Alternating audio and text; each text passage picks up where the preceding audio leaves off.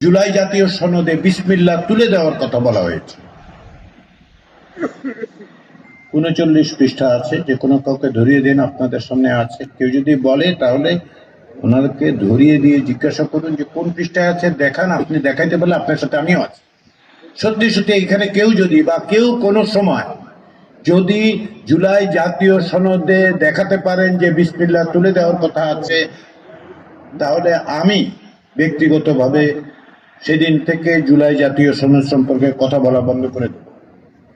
একইভাবে বলা হচ্ছে মুক্তিযুদ্ধ মুছে দেওয়া হচ্ছে। যেই জুলাই জাতীয় সনদ বলছে মুক্তিযুদ্ধের ঘোষণাপত্রের ৩ আদর্শ এখন থেকে ভবিষ্যতের রাষ্ট্রের মূলনীতি হিসেবে উল্লেখিত হবে, সেটা মুক্তিযুদ্ধের বিরোধিতা কি করে হয়? ফলে বাধ্যবাধকতার জায়গাটার দিক থেকে শুধু এইটুকুই, একটা হচ্ছে গণভোটের মধ্য দিয়ে যে সংসদ তৈরি হবে ১৮০ দিনের মধ্যে সেগুলো বাস্তবায়ন করতে রাজনৈতিক দলগুলো অঙ্গীকারাবদ্ধ। তারা আলাপ আলোচনায় স্বাক্ষর করে গেছেন।